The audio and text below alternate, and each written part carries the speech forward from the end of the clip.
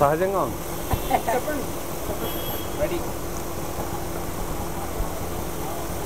వసుంధరా దేవి గారు విదేశాల నుంచి భారతదేశానికి వచ్చి తన పుట్టిన జన్మస్థలమైనటువంటి హైదరాబాద్కు రావడం, ఎలక్షన్స్లో 6 నెలలు సుమారు ఇక్కడ నరేంద్ర మోడీ గారు భారత ప్రధానమంత్రి కావాలని ప్రచారం చేయడం అనేది నిజంగా ఆమె చేసినటువంటి సేవలను తప్పకుండా కొనియాడవలసిన అవసరం ఉంది మాకు.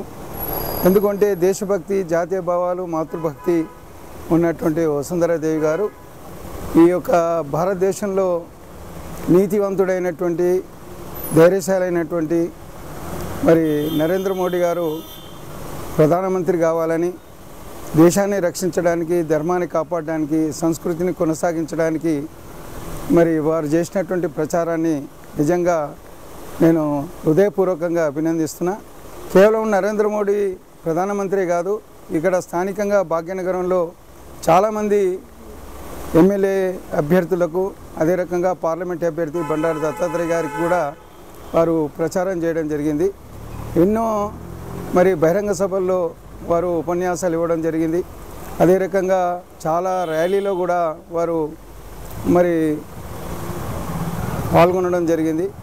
మంచి ఒక వక్తగా మంచి ఉపన్యాస ఇవ్వడంలో మరి ప్రజలను ఉత్సాహపరచడం, ప్రజలకు మరి నిజంగా ఓటు అనే విలువను తెలియజేయడం, ముఖ్యంగా పాతపట్నంలో ఉన్నటువంటి మజ్లిస్ పార్టీ రజాకర్ మనోవృత్తి కలిగినటువంటి ఒక పార్టీకి ధీటైనటువంటి జవాబు ఇవ్వడం కూడా జరిగింది. ఇది నిజంగా నా ఎన్నిక కార్వాన్లో కూడా వారు పాల్గొని మరి మజ్లిస్ పట్ల వాళ్ళు చేసినటువంటి ఉపన్యాసాలను నేను ఎప్పుడు కూడా మరవలేను.